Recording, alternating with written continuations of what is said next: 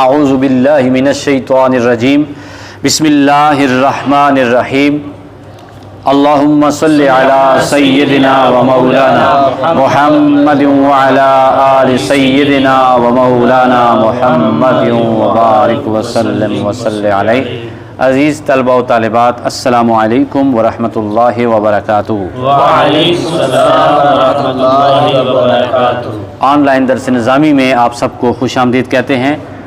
مقامات حریری سبق number 24 paragraph number 17 کے ساتھ آپ کی خدمت میں حاضر ہیں۔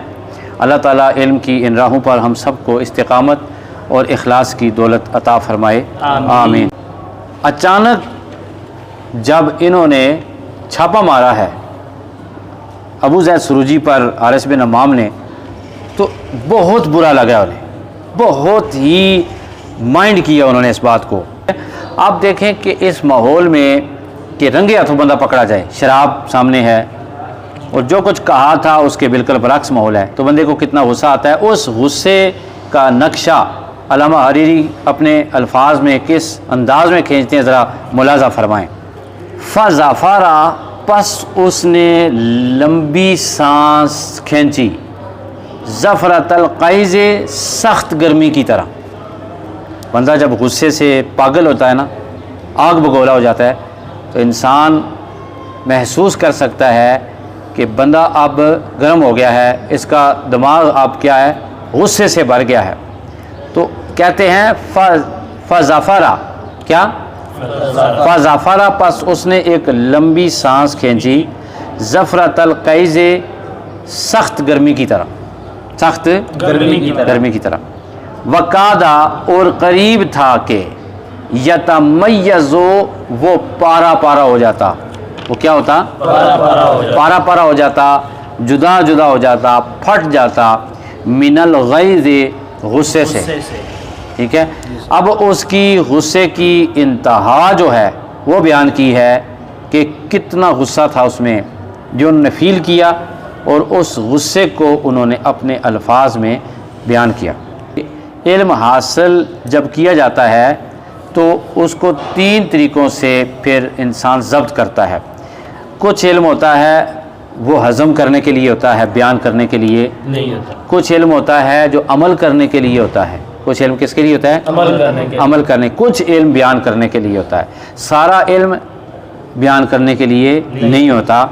وہ لوگ مار کھاتے ہیں فن خطابت میں آ کر جن کو یہ ادراک نہیں ہوتا کہ یہ سارے کا سارا علم بیان کرنے والا نہیں ہوتا۔ جتنی کتابیں بندہ تاریخ میں پڑھتا ہے، جتنے انسان کے تجربات ہوتے ہیں، جتنا انسان محسوس کرتا ہے، فیلنگز ہوتی ہیں، جو کچھ وہ دیکھتا ہے، جو کچھ وہ سنتا ہے، سارے کا سارا بیان نہیں کرنا ہوتا۔ سارے کا سارا بیان، جس کو علم کا وہ حصہ جو ہضم کرنے کے لائق ہے وہ ہضم کرنا آ گیا، جس کے اوپر عمل کرنا ہے عمل کرنا آ گیا، جس کو بیان کرنا ہے وہ الگ کر کے بیان کرنے کا طریقہ آ گیا، اس پہ اللہ کی کروڑوں رحمتیں ہوتی ہیں۔ اللہ تعالیٰ یہ فن ہمیں بھی سکھائے، آمین۔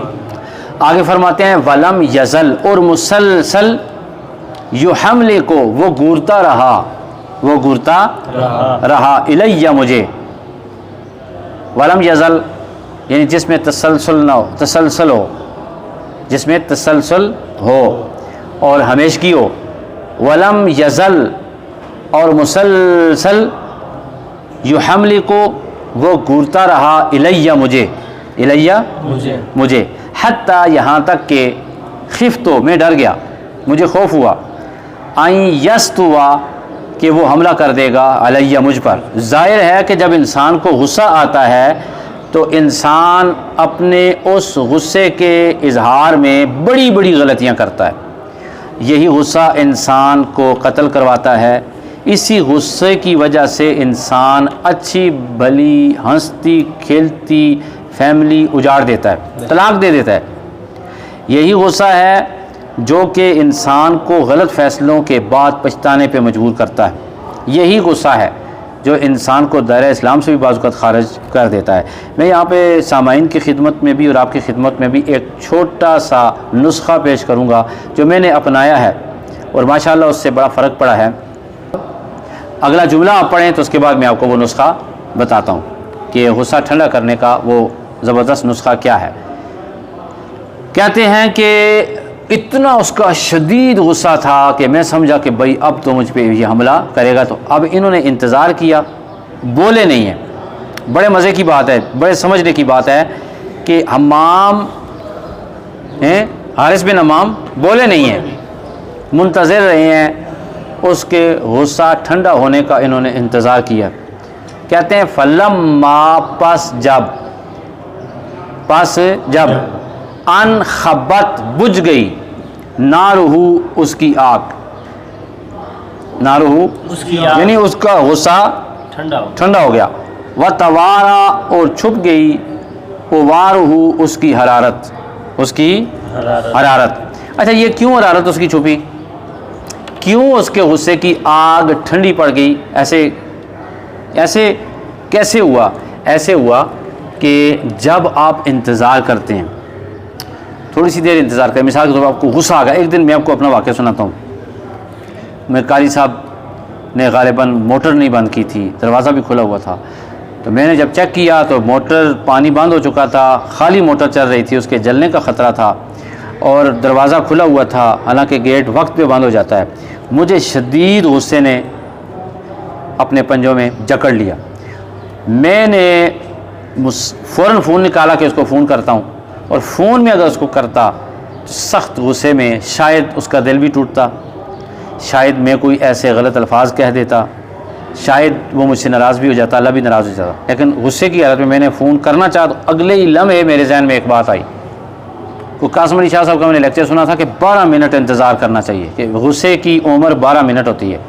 تو میں نے انتظار کرنے کے بعد 15 منٹ انتظار کیا، 15 منٹ، میں نے کہا 15 منٹ بعد کال کروں گا۔